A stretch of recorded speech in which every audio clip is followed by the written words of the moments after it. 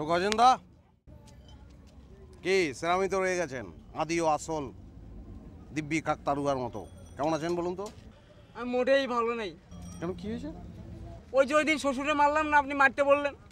আশ্চর্য, সেই জন্য খারাপ থাকবে তো আপনার শ্বশুর। আপনার কি হয়েছে বলুন? আরে শ্বশুর থানায় কেস করে দিয়েছে, পুলিশ আমার দামড়িয়ে নিয়ে বেড়াচ্ছে, আমি পালিয়ে বেড়াচ্ছি। হ্যাঁ ঠিক আছে, তো পালিয়েই তো বেড়াবেন দস্যু বন্যুরের মতো, ডাকু মনসুরের মতো। পুলিশ কোনোদিন ধরতে পারবে না। পুলিশ মারা যাবে, ওর ছেলে আপনাকে খুঁজবে, ধরতে পারবে না। ছেলে মারা যাবে, ওর নাতি আপনাকে খুঁজবে, ধরতে পারবে না। বুঝতে পেরেছেন? ভাই পুলিশ ধরে ফেলেছে, গত রাত্রে বাড়ির থেকে বাজার থেকে বের হওয়ার সময় পুলিশ আমার ধরে ফেলেছে, থানায় নিয়ে যে মারলো, মেঘাদা মারছে আমার। মেরেছে নাকি? কোথায় বলুন তো? জোড়াই জোড়াই। এক্স্যাক্টলি, ওরা কিন্তু পয়েন্টটা বোঝে যে কোথায় শালাকে মারতে হবে। একেবারে গলায় পাড়া দিল। তাই নাকি? বলুন তো, বললাম না যে ওরা জানে। আমি কিন্তু এই জায়গাটা খুঁজে পাইনি, দেখি তো। বাহ, এখানে আমি কেন পাড়া দিইনি এতদিন বলুন তো? তারপর কি হয়েছে বলুন? গলায় পাড়া দিয়ে বলে এরকম, বল তোর উস্তাদকে, তোর একা দিয়ে তোর সম্ভব হয়নি, তোর উস্তাদকে বল। আর মারার পর মারি মেঘাদা মারা। গলায় পাড়া দেওয়ার পরে আসল কথাটা কি গলা দিয়ে বেরিয়ে এসেছিল আপনার? কি করবো, মারে তো মেঘাদা মারা। মারেন তুমি কুতি করি চালা। তুই আমার কথা বলে দিয়েছিস। তুই কেন বলেছিস? তোর সঙ্গে আমার কোনো সম্পর্ক নেই, পরিচয় নেই, তোকে আমি চিনি না, বুঝতে পেরেছিস? পুলিশ তো গলায় পাড়া দিয়ে তোকে ছেড়ে দিয়েছে, আমি কিন্তু ছাড়বো না, পাড়া দিয়ে ধরে রাখবো শালা। বুট জুতা পায়ে দিয়ে নেবো, ফুটপ্রিন্ট থাকবে না কিন্তু শালা, মনে থেকে যাওয়ার কথাটা। লালু ভাই, আপনাকে 7 দিনের মধ্যে থানা নিয়ে যেতে হবে লালু ভাই। লালু ভাই, আপনারা থানায় যেতে হবে না, থানা পুলিশের কাজ আমি সব সেরে আসছি। মানে এরকম করে কথা বলছিস যে মনে হয় আমার সামনে রাষ্ট্রপতি দাঁড়িয়ে আছে। পুলিশ কি তো তালুইয়া নাকি? একবার আমাকে গিয়ে বলে এসছে যে আমি সব কিছুর জন্য দায়ী। আবার কি হয়েছে, কি ভেঙে বল। না মানে আমার শ্বশুর মশাই। ওটা হয়নি তোমার এখনো? ও হব শ্বশুর। জি। হবুরকে ডাকলাম, দেখে বললাম কেস কি তুলেছেন না তুলবেন, নাকি বাড়িঘর তো থাকতে তুলবেন, না বাড়িঘর উড়াই দেবো, কোনটা? তারপর বিনয়ের সাথে বললো গজেন আমার 2 দিন টাইম দে। আমি বললাম যে এখনই কেস তুলে নিয়ে আসেন, এখনই কেস তুলবেন। ভরকে গেল, থানায় ফোন করলো, পুলিশকে বলে দিল, কেস তুলে নিল। এই জন্য মানে আমার আর আপনার ওই থানায় যেতে হবে না। এই যে আপনার যে আমার আর আপনার যে সম্পর্কটা, এই সম্পর্কটা থাকলো আর কি। আমি তো আপনাকে ছাড়া চলতে পারবো না। দারুণ গল্পটা বললি না, দারুণ, খুব ভালো লেগেছে, আমার খুব পছন্দ হয়েছে। কিন্তু আমি তো এক বিন্দু বিশ্বাস করিনি। আমি নিজে তদারকি করবো, তারপর তোর সঙ্গে সম্পর্কের ব্যাপারটা বিবেচনা করবো, ঠিক আছে? লালু ভাই, আমি তো আপনাকে ছাড়া থাকতে পারবো না, চলতে পারবো না। মেরে একদম তক্তা বানিয়ে দেবো শালা। যা সব। আমার ভাই চা খাই নাকি? হ্যাঁ খাই। বলুন। এই দুটো চা দে রে। এই শোনো, আমারটা একটু কাঁচা পাতি দিয়ে দেবে, আর চিনি লাগবে না, কন্ডেন্স মিল্কে যে চিনি আছে ওতেই চলবে। হ্যাঁ একটু কাঁচা পাতি ধরে দিস। জি বলুন। কি খা? সিঙ্গাড়া খা। সিঙ্গাড়া ফিঙ্গাড়া এই শুটিংয়ে খেতে খেতেই তো বিরক্ত হয়ে গেছি, আর ভালো লাগে না। না, যেটা বলার লাগে আপনার সাথে বসেছি, বলুন বলুন। সেটা হলো যে ইন্ডাস্ট্রিতে যে একটা ভালো সিনেমা হয়েছে, এটা তো বুঝতে পেরেছেন। আপনি তো জানেন না, আমি শুনেছি, সবাই জানে। তো এই সিনেমাটার সাথে আমি জড়িত আছি। আচ্ছা আচ্ছা, তাই নাকি? কনগ্রাচুলেশন। তো ভাই ওই ভালো খুবই গল্পটা, তো এই ভালো গল্পের সাথে যদি নায়িকাটাকে পায়, ভাই চালেন। বলছে যে একটা ভালো নায়িকা হলে খুব ভালো হয় না? সে তো নিশ্চয়ই। আপনার ভালো সিনেমা মানে আপনি শুধু ক্যামেরার কাজ, তারপরে আপনার এই লাইট ফাইট দিয়ে তো আর সিনেমা চলবে না। হ্যাঁ, ভালো অ্যাক্টর অ্যাক্ট্রেস না থাকলে তো সিনেমা মুখ টুকরে পড়বে। তো ভাই ভালো নায়িকা লাগবেই আপনার, নিশ্চয়ই। তার লাগি আপনার কাছে এসেছি যে ভাই মেঘলার কথা আর কি, যে মেঘলা তো সেটা আসলে লেট করে ডাইরেক্টরদেরকে দৌড়ের পড়তে হয়। তো ভাই আমার লেগে যদি আপনি একটু বলে দিতেন তাহলে তো উপকার হতো। আপনি জেনে গেছেন না? দেখো দিনে আমি তো বুঝেই আপনাকে ধরেছি। না সে ঠিক আছে, ওটা তো মেঘলার তার অতীত, মানে সেগুলো নিয়ে কথা বলে লাভ নেই। বর্তমানটাই সত্য। সে হয়তো সেটা লেট করবে, অমুক করবে, তমুক করবে। আসলে দুধ দেয় গরুর লাথিটা ভালো জানেন। তা ঠিক। আর মেঘলা সমস্যা নেই, ওটা হয়ে যাবে। মেঘলাকে পাইয়ে আমি দেবো, উনি চিন্তা করবেন না, মনে করেন যে হয়ে গেছে। আচ্ছা আচ্ছা, তো চাখান। কিন্তু জীবনভর আনোয়ার ভাই, জীবনভর তো মানুষকে শুধু পাইয়ে দিলুম, নিজে তো কিছু পেলুম না। এখন এই যে মেঘলাকে পাইয়ে দেবো, তা আমার লাভটা কি বলুন? না, ওইটা নিয়ে আপনাকে চিন্তা করতে হবে না, আপনাকে কিছু দিয়ে দেওয়া হবে। আশ্চর্য ব্যাপার, আপনি কি বললেন এটা? আরে ভাই, আমি কি ঘুষ খাই নাকি? আপনি আমার ঘুষ দিচ্ছেন কিছু পাইয়ে দেবেন? আমি কাজের লোক, আমি কাজটা করতে চাই। কাজ যে আমি করছি না তা তো নয়। এফডিসিতে আমার তো একটা নাম হয়ে গেছে, তাই না? লোকজন তো আমাকে ডাকছে, সেগুলো সব ঠিক আছে। কিন্তু কাজ করছি কার সঙ্গে, যাদের সঙ্গে কাজ করছি সব তো লাড় লাপ্পা। তো এদের সঙ্গে কাজ করে তো আমার লাভ হবে না। আমি তো একটা ক্রিয়েটিভ লোক, আমি ভালো কাজের সঙ্গে যুক্ত হতে চাই, এইটুকুই তো আমার চাওয়া, আর তো কিছু নয়। একটা ভালো সিনেমা হচ্ছে, কালে ভদ্রে হয়, তাই না? হ্যাঁ। তার সঙ্গে আমি নিজে যদি একটু যুক্ত হতে পারি, আমার চাওয়া তো সিম্পল। আমি তো টাকা পয়সা যাচ্ছি না। কি বললেন আপনি এটা আমাকে? ও বুঝতে পেরেছি, ঠিক আছে। আপনি যদি মেঘলাকে পাইয়া দেন তাহলে আমি তো ওই ছবির অ্যাসিস্ট্যান্ট ডাইরেক্টর নিলাম মনে করেন। সেটাই তো বলছি আমি এতক্ষণ যাবো। হ্যাঁ তো হয়ে গেল তাইলে, মনে করেন আপনি আর আমি কাজ করবো একসাথে দুই ভাই মিলে। কিন্তু ভাই একটা কথা বলি, আপনাকে যে আমি লিয়ে এলিনো, কিন্তু আপনি যে দুদিন পর আমাকে লাথি মেরে বাইরে করে দিবেন না, আমার সাথে বেমানি করবেন না, এটার কোনো গ্যারান্টি আছে?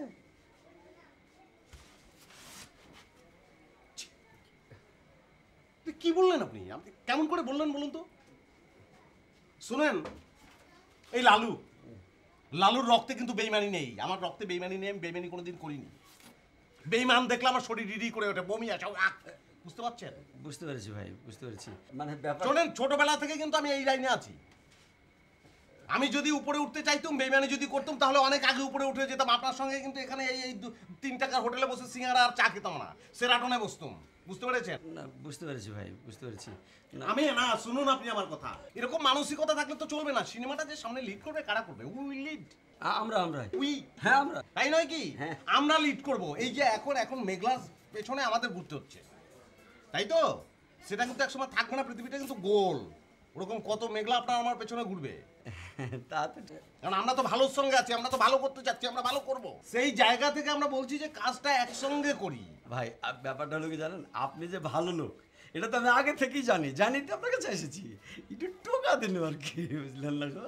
তো সেই টোকাটা দেবেন, এরকম টোকা কেউ দেয়? হাতে লাগে না। না গো ভাই, আমরাই সিনেমা বানাবো বুঝলেন। ঠিক আছে, এখন চিয়ার্স করে ফেলি চা দিয়ে, কি বলুন? তাহলে Cheers. পৃথিবীটা গোল কিন্তু দাদা, এখন সামনে আছে তো। মেঘলা আপনার পেছনে ঘুরবে, মেঘলা আমার পেছনে ঘুরবে। ঠিক আছে, সময়টা আসতে দিন, সেই লক্ষ্যটা থাকতে হবে। আমি বুঝতে পেরেছি, আমি বুঝতে পেরেছি ভাই। একদম কোনো চিন্তা করবেন না, দু ভাই মিলে একদম জমিয়ে কাজটা করবো। তাহলে আপনাকে শুধু একটা ভালো কাজের সঙ্গে থাকলাম। আর মেঘলা ও নিয়ে আমাকে কোনো কথাই বলবেন না, ওটা হয়ে গেছে। বাস। ওকে, হ্যাঁ, হয়ে গেল। চলুন চালিয়ে চিয়ার্স করে ফেলি। চিয়ার্স। তাহলে ভাই আপনাকে নিয়ে যাবো আমি। হ্যাঁ, বুঝলেন, নিশ্চয়ই। নিয়ে যাবো। মিডিয়ায় তুমি টুকটাক কাজ করছো, ভালো কথা, কিন্তু সেখানেও একটা সুপ্রিম পর্যায়ে যেতে হবে। বুঝতে পারছি? চা বলো। আর ব্যাপার হচ্ছে, সিনেমা তো একটা ফাস্ট ব্যাপার। ওয়ার্ল্ড ওয়াইড সিনেমাটা কি অনেক বড় ব্যাপার না, আলটিমেট ক্যানভাস। বুঝতে পেরেছো? সেখানে কাজ করা কি এমনি এমনি হবে? আমি বলে দিলাম, ঠিক আছে, হয়ে গেল একটা পার্ট। তো তাতে কি হবে? বড় জোর জন্মদিনের পার্টিতে কোক হাতে নিয়ে ঘুরে বেড়াচ্ছে, হ্যাপি বার্থডে টু, এদিকে তো কাজ হবে না। অন্য পর্যায়ে যেতে হবে। বুঝতে পেরেছো? সে পর্যায়ে যে পর্যন্ত না যেতে পারছো, সে পর্যন্ত লাভ নেই। তার জন্য দরকার কি? তার জন্য দরকার হচ্ছে নিজেকে তৈরি করে ফেলতে হবে। আমি বোঝাতে পারছি বিষয়টা? আর তৈরি করার ক্ষেত্রে মূল বিষয়টাই হচ্ছে যে চর্চা।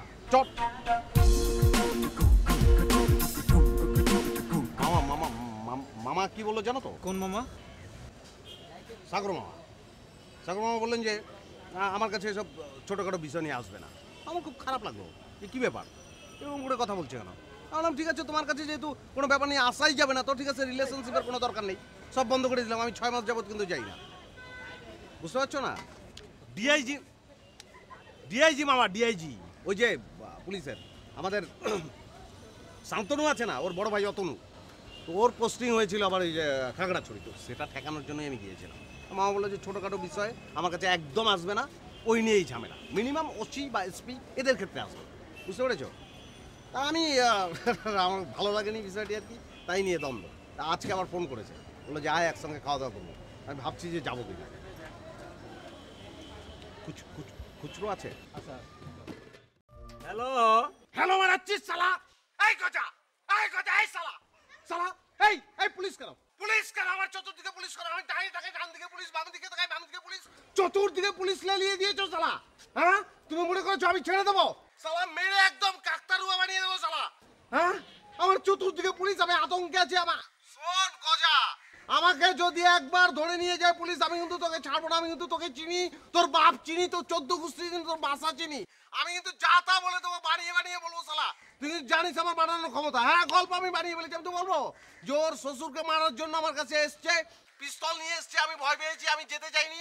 পরে ও একা গিয়ে এসব কাণ্ড করেছে, এখন আমার নাম বলছে। আমি যেতে চাইনি বলে সে ইচ্ছা করে হিংসা করে এসব বলছে। আমি বলে দেবো শালা, যদি একবার পুলিশ ধরে সালা, খুব খারাপ কাজ করেছো, আমি তোমাকে যেখানে পাই পুঁতে ফেলবো, একদম পুঁতে ফেলবো। গজেন, এই গজেন। জি লালু ভাই, ভালো আছেন? বসেন।